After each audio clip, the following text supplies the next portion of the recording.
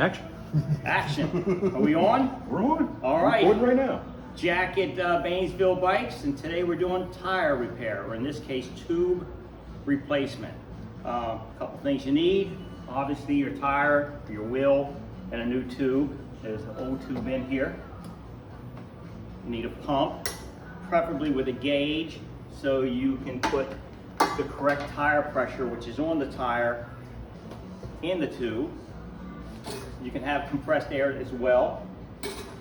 And some type of a lever. In this case, we use the Pedro's tire lever.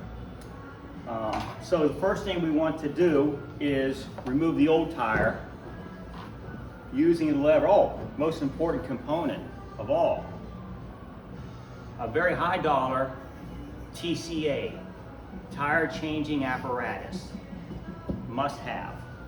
First thing we're going to do is, using the tire lever, grab inside of one of the seats and remove the old tire. Flip it to the other side. Sometimes it'll just come right off. In this case, it does. We want to check the rim strip, or in this case, there's a rim tape, right? Make sure there's nothing in there, no foreign matter, no rough edges on the inside, and that every nipple is covered. So that's not the source of the leak. The next thing we want to do generally is air up the existing tube. We can air this tube up, and we can find the leak. In this case, it's right here. I can hear it, which is almost opposite of the valve. So we know it's over, if the valve hole is here, it's over in this section. But in this case, because we put this tire on and we put the valve corresponding with the logo of the tire, we know that there may be something approximately here or here in the tire. So once we check the tube and we know it does have a small leak, we can set that aside. And now we can check the tire. It could be like a little piece of wire or thorn, staple, anything. piece of glass Anything. inside the tire. In this case, all's well. So we're ready to change the tube. Okay, so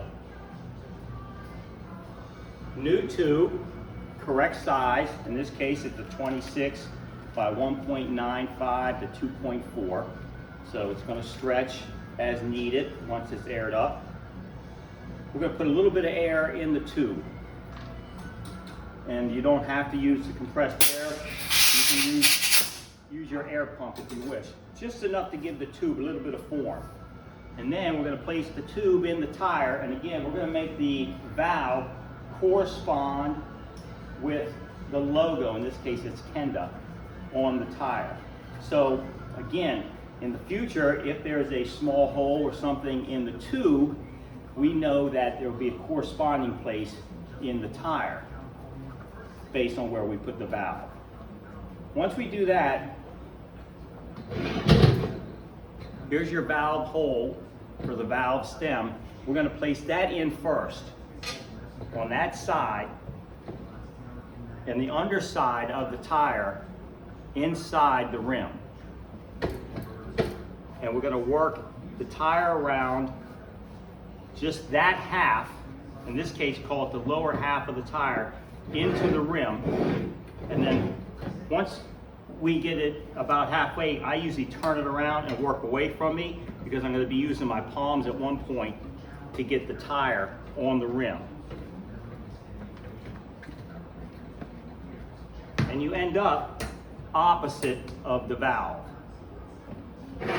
Now we're going to put the other half in. At this point, it may be easier to let a little bit of air out of the tube. Just a little. And we're going to place the valve in first. A lot of times we'll push this valve up so as not to pinch the tube where the valve is. In this case, I can feel the tube is underneath the tire, inside the rim, so there'll be no issues there. Start working my way evenly away from the valve. And again, I like to spin it around. Double check, make sure the tube is inside the rim, and then finish opposite of the valve. I don't need to utilize the tire lever. And it's preferable that you don't, but you may have to, because some of these are really difficult to get on. When that happens, use the plastic, not the metal ones, and double check to make sure that the tire, the tube, is inside the rim, and A, it's not going to be pinched, and B, you're not going to stab the tube with the tire iron. In this case, I can tell it's going to go on easily just by rolling it over with my palms. And I'm going to end up opposite the valve.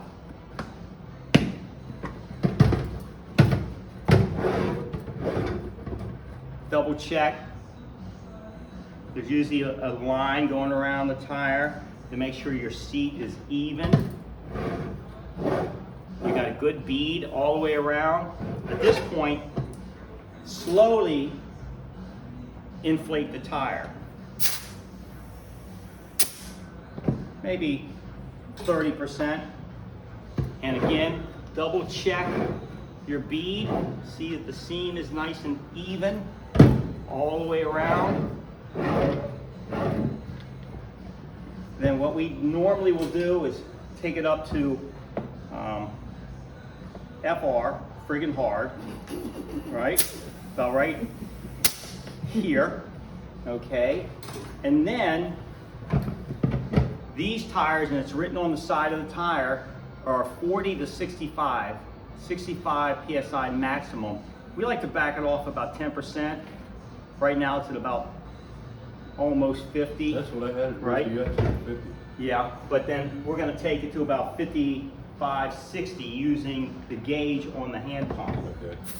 Which most people are gonna have at home is the hand pump. And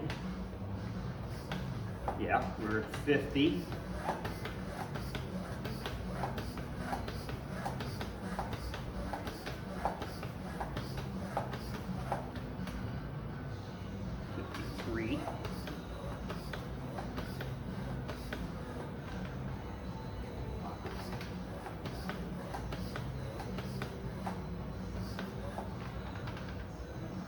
All right, so I put this one at 58, which is essentially, it's about 10% off the maximum.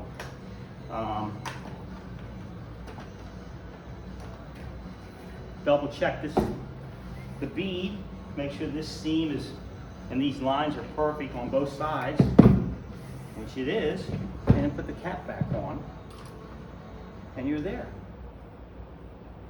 Too easy. Questions? No. Yeah? You're there. I should record you doing this. We should put it on the internet like I'm serious. You're a great teacher. You have the gift. Too easy. Yeah, but the way you start, you've done this before. Like, you taught people, I'm sure. Yeah. So it's a natural. I'm serious. Let me stop this. That's perfect, dude. That's perfect.